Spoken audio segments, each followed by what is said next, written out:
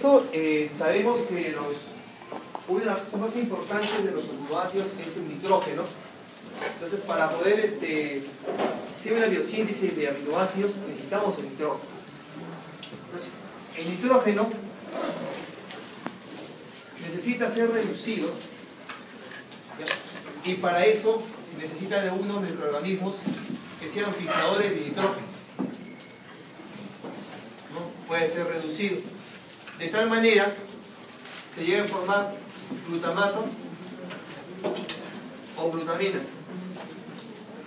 que son los mecanismos más importantes en la biosíntesis de aminoácidos no esenciales. Aparte de ahí empiezan a formarse también otros.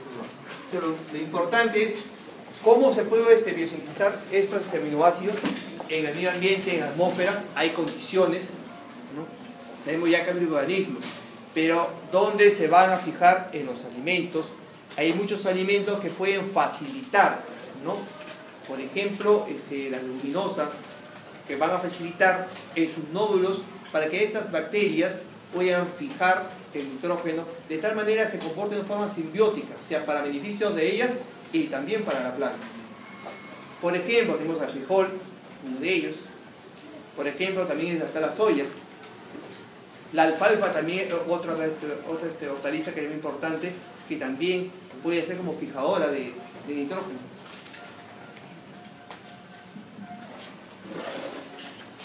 Sabemos que la estructura de un aminoácido, ¿no?, está dado por un alfa aminocarboxílicos unidos a un mismo átomo de carbono. A diferencia está por el grupo radical, que es la gran mayoría de las estructuras de los aminoácidos. Solo la hidroxiprolina que puede diferenciarse de esa estructura básica. Ahora, vayamos a lo que es la fijación de nitrógeno. ¿Cuál es el complejo enzimático responsable de fijación de nitrógeno? Es el complejo nitrogenasa.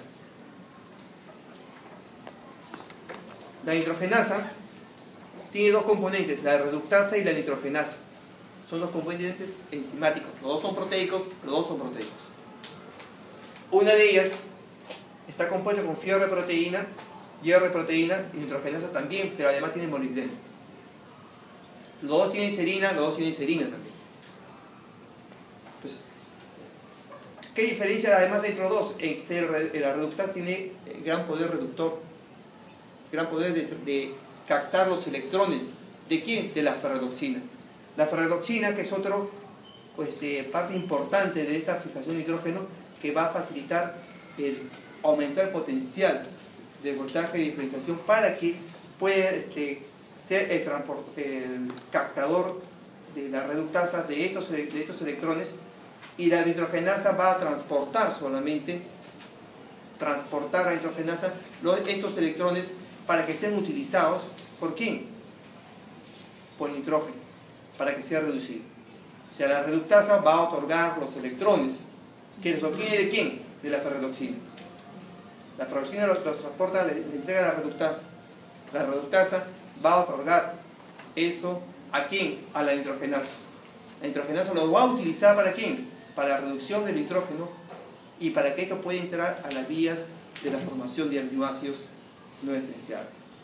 Entonces, sabiendo de estos, obviamente en la parte industrial se han visto de que cómo podemos mejorar la calidad proteica de un alimento. Ahí entra a tallar los alimentos transgénicos, ¿no? Mejoras el ADN, mejoras su capacidad de captación, de fijación de nitrógeno, vas a mejorar la calidad proteica de un alimento. Pero los alimentos transgénicos va más allá de eso. Va más allá, pues ustedes saben que estas hortalizas, estas verduras, para preservar y prevenir de plagas, utilizan plaguicidas, sustancias químicas. Estos alimentos transgénicos están protegidos de llegar a esa alteración o contaminación. De tal manera que estos alimentos transgénicos, a diferencia de los alimentos que son considerados orgánicos, los alimentos orgánicos, aparte de los alimentos transgénicos, son los que guardan las condiciones normales de control de sembrío, ¿no? El agua de calidad, sin sustancias químicas, el abono es natural, sin sustancias químicas. ¿Hay lugares donde venden alimentos que sean orgánicos? Sí. ¿Hay mercados? Sí. Por ejemplo, en Miraflores hay un mercado también que venden siempre un fin de semana alimentos orgánicos. Y hay un restaurante también que solamente se utiliza alimentos orgánicos. Ustedes sabrán que ahí siempre hay una disyuntiva de alimentos transgénicos. Un grupo de defensa y otro grupo que están en contra de los alimentos transgénicos. A nivel mundial, todos los etiquetados de los alimentos, en muchos lugares de Europa y en Estados Unidos, es obligatorio que se diga en la etiqueta si son alimentos transgénicos o no son alimentos transgénicos. Inclusive, ¿no?, hasta el control de fecha de vencimiento, la cambio de coloración de la bolsa, se da eso también. Se da un avance tecnológico respecto a eso. De tal manera que estos aminoácidos llegan a cumplir una función importante, porque nos va a llevar, sabemos que es para formación, una de las funciones que tienen los aminoácidos es formación de estructuras, o sea, para el crecimiento y desarrollo es muy importante. Tenemos, por ejemplo, que la taurina es un aminoácido que posiblemente es esencial en caso de bajo peso al nacer, en caso de prematuros. Y la taurina es muy importante lo que es para la regulación de la parte de la corteza visual, cumple una función muy importante en el sistema nervioso central, también en la absorción de las grasas. Y es curioso que la taurina, a nivel en la parte fetal, en la edad fetal y en los primeros meses de vida, es el aminoácido más abundante en el cerebro. Además, facilita la absorción de las grasas. ¿De quién? ¿Cuál es el alimento que recibe los primeros meses de vida? Usualmente la leche materna. Y el incremento de peso de un niño, lo que de recién nacido, es a base de la grasa de la leche materna. A diferencia del incremento de peso de que es una leche maternizada. Su incremento de peso es primordialmente por proteínas. La absorción de las grasas hay mucho, a nivel de la leche materna, por varios factores más, complejo enzimático que contiene, facilita la absorción, y también lo que algunos aminoácidos que contiene, por ejemplo, en este caso, de la taurina. Por eso hay algunos leche maternizada para prematuros, muchas de ellas son enriquecidas con taurina. Ese es uno de los motivos. Por eso llegamos a estos aminoácidos no esenciales que en casos patológicos pueden ser condicionalmente esenciales. El nitrógeno atmosférico de los aminoácidos, el nitrógeno de los aminoácidos y otras biomoléculas proviene del nitrógeno atmosférico. ¿Qué otra biomolécula estamos hablando? Una biomolécula podría, es por ejemplo las proteínas, por ejemplo también lo que es el grupo hemoglobina, el grupo N, que es necesario, los aminoácidos. Ahora, este nitrógeno atmosférico va a ser utilizado gracias a las bacterias y las cianobacterias. Otra bacteria importante es el Rhizobium también. Y esto va a ser convertido en amoníaco para lo que se llama la fijación de nitrógeno. El nitrógeno que puede encontrarse en la atmósfera, en la Tierra, tiene que estar la presencia de microorganismos o también algas azul verdosas que tienen la facultad de fijar nitrógeno. Y no todos los alimentos tienen esa propiedad de facilitar la presencia de estos microorganismos. Y es por eso que hay unos alimentos que son de origen vegetal, que son ricos en proteínas y otros no. Como las leguminosas, tenemos los granos andinos, a diferencia de los cereales, por ejemplo, ¿no? Del arroz, por ejemplo, ¿no? Es diferente. Entonces, o de unas, a diferencia, por ejemplo, de que puede tener alfalfa de otras verduras de repente, ¿no? De la zanahoria, por ejemplo, que son diferentes. Entonces, su misma morfología, su misma estructura no condiciona, no facilita la fijación de nitrógeno. El proceso industrial para la fijación de nitrógeno ya en el año 1910 empleaba como fundamento la fertilización de vegetales. Ya se hablaba ya en esa década de cómo utilizar la tierra en mayor producción, porque había la problemática de que el problema de la pobreza que había en la parte rural, cómo utilizar su suelo para tener mejor dividendo. Entonces, comenzar a darse cuenta que el nitrógeno es la parte muy importante en mejorar la calidad del suelo.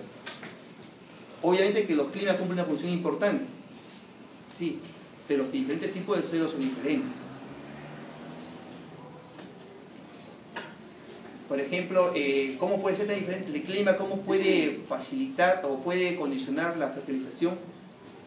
Por ejemplo, ustedes saben la variedad de papas que hay, ¿no?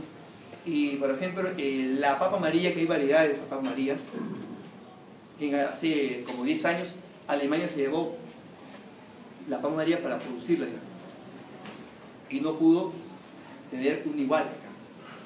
Le salió una papa media rosada, pero no le salió amarilla. El problema es el clima. Se llevaron el suelo, todo el suelo, el tipo de suelo, estudiaron todo, pero el clima. Igual, los hermanos países del sur, fue con la uva. No, igual fue el problema. El clima cumple una función muy importante en interferir en lo que es la calidad del suelo y obviamente va a mejorar también la calidad del alimento. El nitrógeno se lleva a cabo empleando el hierro como catalizador a 500 grados centígrados y 300 de presión atmosférica. La naturaleza lo facilita el complejo nitrogenasa, lo que decíamos. El suelo, si existe el complejo enzimático de la nitrogenasa, va a llevarse a cabo la fijación de nitrógeno. Si no existe la bacteria que va a facilitar la acción de la nitrogenasa, no puede haber fijación de nitrógeno. Obviamente los cambios climáticos pueden ocasionar eso, ¿no? Muchos hablaban, por ejemplo, de una radiación, ¿no?, que puede alterar también lo que es el contenido de nitrógeno, obviamente que sí va a alterar. Nuevamente lo que hablaba de la nitrogenasa. La bacteria que invade la raíz de las plantas crecidas va en los nódulos, es donde va a fijarse el nitrógeno, la bacteria, para que sea una parte simbiótica a beneficio del nitrógeno para ellos y para la planta. Tenemos la clasificación de los aminoácidos de acuerdo alimentarios, lo que son no esenciales, que pueden ser sintetizados por el organismo, condicionalmente esenciales, son esenciales bajo ciertas condiciones. Ahí se puede entrar ahí a rayar lo que es la glutamina. En caso, por ejemplo, de operaciones a nivel intestino corto, problema de seccionar el nivel intestinal, cáncer a nivel intestinal, conlleva de que la glutamina, que llega a ser la agente muy importante a nivel del enterocito, que va a facilitar ahí la conversión, la utilización de fuente energética. Entonces, en esos casos, la glutamina llega a ser un aminoácido condicionalmente esencial. Bueno, lo esencial, ustedes ya saben, ¿no?, son lo que no es suficiente para cubrir las necesidades. Acá están los aminoácidos no esenciales, lo que nos interesa más: alanina, arginina, también conlleva ser importante también. A veces en algunos casos es importante lo que es en problemas de crecimiento. Tenemos acá la cisteína, el glutamato, la glutamina, que esto de acá tiene que ver mucho el glutamato, el inicio de la utilización de la biosíntesis de aminoácidos no esenciales. Aquí vemos, por ejemplo, la tirosina, la serina con la glicina tiene mucha relación, porque de la serina se puede convertir, se puede llegar a obtener glicina, y eso lo vamos a ver más adelante. ¿Cuáles son los precursores de estos aminoácidos no esenciales? El oxalacetato, el piruvato, porfenolpiruvato, el nitroso 4-fosfato. O sea, ¿estamos hablando de quién? De cetoácidos. Estamos hablando de cetoácidos. Alfa-cetoglutarato, 3-fosfenolglicerato. Bueno, este es de la histidina, ¿no? Acá vemos también de que los aminoácidos esenciales tienen como precursor también a cetoácidos. El oxalacetato, para llegar a aspartato, es gracias a un proceso de transaminación. Uno de los mecanismos de reacciones bioquímicas para obtener aminoácidos no esenciales es a través del proceso de transaminación. Y sabemos que la transaminación puede conllevarnos a obtener aminoácidos por alguna necesidad. Sabemos que las proteínas es para formar estructuras, no para la fuente energética, pero en casos especiales puede ser utilizado la proteína como fuente energética.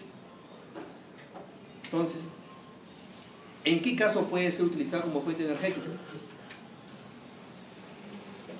Una gran demanda de proteínas. ¿Y en qué casos? Me puedo imaginar qué caso puedo necesitar. Si sabemos que es para formar más células, formar el crecimiento, ¿en qué caso puedo estar pensando de que en qué caso puede ser utilizado las proteínas? No como para formar estructuras, sino como fuente energética. ¿En una de nutrición? Porque va a ingesta de proteínas, pero también en quemados. Hay una gran pérdida de proteínas. Necesitas regenerar células. Entonces ahí necesitas donde van a despertar los procesos de transaminación. Porque las proteínas comienzan a ser utilizadas porque necesitas formar nuevas células. Y ahí empieza a activarse rápidamente estos mecanismos. Por ejemplo, también tenemos el piruvato para formar alanina, pero acá el alfa-acetobutarato, que es muy importante en el ciclo de Krebs, para formar glutamato, glutamina, prolina y arginina. Acá el trofo, la serina, como precursor de cisteína y glicina. Acá entra a tallar el tetrahidrofolato. El tetrahidrofolato es una parte muy importante de ácido fólico. O sea, una deficiencia de ácido fólico va a conllevar también alteraciones de la biosíntesis de estos aminoácidos. Ahora, derivados del alfa-acetobutarato. Proceso de transaminación para formar glutamina. Proceso de transaminación para hacer el ácido glutámico, pero también para formar nuevamente arginina, pasando por el ciclo de la urea, o también para formar prolina. Como precursor, el alfa-acetobutarato. Mecanismo de reacción bioquímica que puede obtenerse es un proceso de transaminación.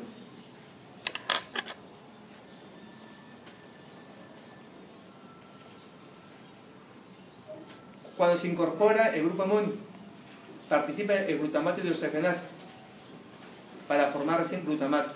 Y de glutamato puede formar glutamina, sí, pero con la presencia de la glutamina sintetasa. Esto es muy importante porque estos cetoácidos los puedo obtener en mecanismos normales. Pero estos aminoácidos no esenciales los puedo utilizar, los puedo obtener también a veces de los alimentos, sí, lo que son glutamato, inclusive en la mayoría de los productos cárnicos, en la carne de vaca pueden encontrarlo. Entonces, hay lo que es el glutamato que puede alterarse, ¿no?, cuando hay una alteración en la fijación de nitrógeno. ¿Cómo puede haber una alteración en fijación de nitrógeno? Por ejemplo, si sabemos que a través de los alimentos podemos conseguirlo, tiene que haber una sequía.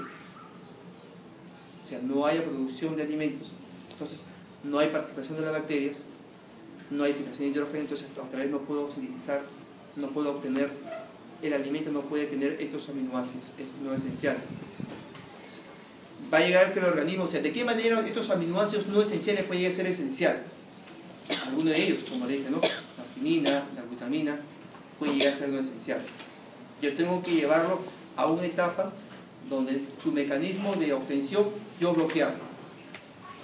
Estados patológicos que ya les he mencionado.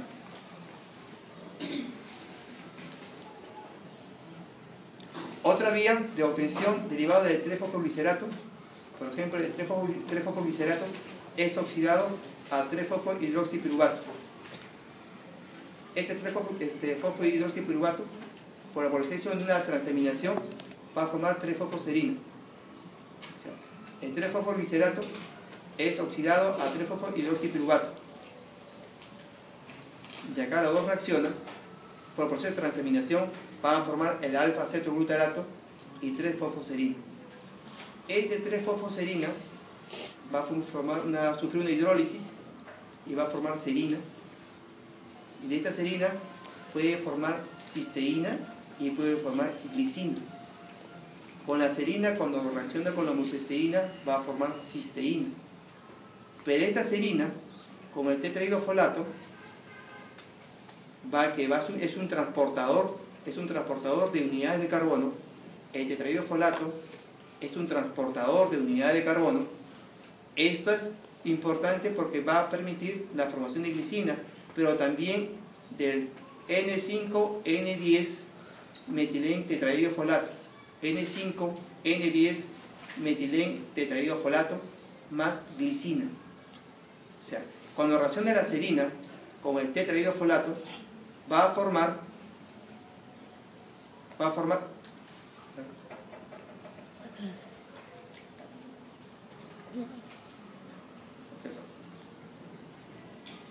Cuando reacciona la serina con el tetrahidrofolato, va a formar el N5N10 metilén tetrahidrofolato más la glicina, regulado por una enzima, la serina tetrahidrofolato metilasa. Serina más tetrahidrofolato forman dos compuestos, glicina y el N5N10 metilén tetrahidrofolato.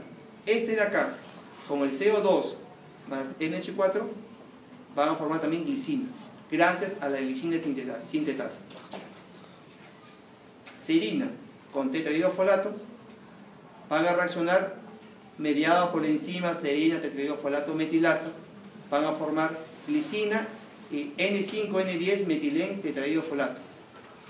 Y con la presencia de CO2 y del amonio van a formar glicina también, gracias mediados por la enzima glicina sintetasa. Pero esta serina también puede formar cisteína cuando reacciona con la homocisteína. ¿Y la homocisteína de dónde viene? De la metionina. ¿Y la metionina dónde lo tenemos? A través de la alimentación. Entonces, tenemos acá que el 3-fosfoglicerato, varios procesos de oxidación, transaminación para formar 3-fosfoserina. Y sufre una hidrólisis, llega a formar serina, puede formar cisteína con la acción de la homocisteína, y la serina con el tetrahidrofolato va a formar glicina también. Otra vía, derivado del oxalacetato, proceso de transaminación. Casi el 80,